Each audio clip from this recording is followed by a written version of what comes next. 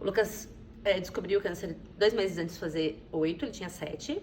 Ele tá com 10 anos. Desde 2021, do segundo trimestre de 2021, ele entrou em remissão, precisou continuar fazendo a quimioterapia.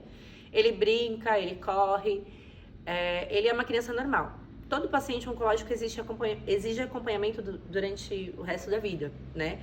Às vezes ficam algumas sequelas, mas que são irrelevantes perto do que a gente passou. Ele chegou no hospital com 21 mil de plaquetas. Quando ele chegou, ele deu entrada direto na UTI, com choque séptico. Inicialmente pensava-se que era meningite, e após o exame de sangue eles já constataram, porque a leucemia é o câncer no período agudo mais fácil de detectar, né? No exame de sangue ele já constava um alto número de blastos, que são as células imaturas do sangue, e as plaquetas estavam baixíssimas. Para você ter ideia, uma pessoa normal, saudável, ela tem a partir de 150 mil plaquetas, e a partir de 50 mil já pode causar danos neurológicos. Isso foi o que eu aprendi, né, durante esse período de doença do Lucas. E ele já chegou com 21 mil, no segundo dia ele baixou para 14 mil e nunca voltava. E o que você precisou fazer para que houvesse essa aceitação das pessoas, para que incentivasse as pessoas a irem fazer a doação? Então, primeiro eu precisei aceitar. Nos primeiros 2 dias, quando eu fiquei sabendo que ele estava com câncer, foi no primeiro dia, em menos de 12 horas, tudo aconteceu, né? Lá na UTI eles fizeram vários procedimentos, e aí eu já sabia que ele tinha feito transfusão, já imaginava que era alguma doença hematológica, né? Eu trabalhei com a Renata, a mãe da Gigi, que está fazendo esse trabalho, e quando eu trabalhei na oncologia eu aprendi muito. Então, quando eu cheguei no hospital, eu já imaginava que poderia ser, pelos sintomas, meningite, ou poderia ser leucemia, ou inclusive a médica falou a intensivista que poderia ser os dois.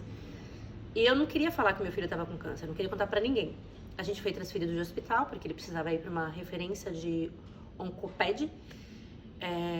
Quando o banco de sangue veio falar comigo, olha mãe, no caso de hospitais, no caso dele, que era o Alvorada, com o hospital particular do convênio, a gente não pode fazer campanhas como os hospitais do SUS, para poder arrecadar mais bolsas, para poder repor o banco de sangue.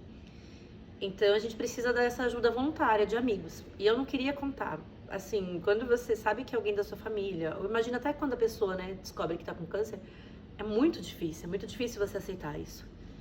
Então eu tive que ter uma autoaceitação, e eu precisei abrir mão do meu orgulho e pedir ajuda para as pessoas. Para mim foi uma coisa muito difícil, porque quem me conhece sabe que eu sou muito orgulhosa em questão de pedir ajuda. Não porque eu não quero aceitar ajuda, mas porque eu não quero incomodar as pessoas. Então, eu primeiro precisei abrir mão disso, para depois pedir ajuda, né? Diz uma coisa, como que foi a evolução do Lucas após o recebimento dessas bolsas de sangue? Qual foi a importância do recebimento dessas bolsas para o diagnóstico do Lucas? Foi muito importante. Porém, o Lucas é B positivo. Ele poderia receber de O positivo, negativo e B. E ele teve uma reação quando tomou A positivo. Teve um dia que ele não... Justamente por isso que a gente precisa da doação, né? Ele começou a receber as bolsas, as que tinham na época, era a Gemácias lá, eu lembro que era O, chegou uma O para ele. Ele tomou e ele teve reação, né? O corpo não aceitou, ele convulsionou, e eles abriram mão, tiraram no caso, abriram mão de dar O para ele. Então a gente precisou focar muito na solicitação para as pessoas que são dos outros tipos sanguíneos receberem, né, para poder preencher lá o banco de sangue com os outros tipos, mas também para trazer o B positivo para o Lucas, porque ele não estava tendo o corpo dele não estava aceitando. Então, ele teve uma evolução muito boa a partir disso, né? Ele tomava muita transfusão, mas ele começou a aceitar bem, porque o tratamento, ele dependia muito de como esses fatores estavam no organismo dele. Se eles melhorassem, ele podia fazer algum tipo de procedimento, se não, ele não podia. Então, assim, eu sou muito grata por todo mundo que me ajudou e que ajudou o Lucas, porque se hoje ele tem vida é porque a vidinha de vocês, a gotinha de sangue de vocês está correndo lá nas veias dele. E eu sou muito grata. E eu espero que essa corrente do bem venha ajudar muito mais pessoas, né? Não só aquelas que a gente conhece, que a gente ama, mas também a gente fazer sem olhar aqui.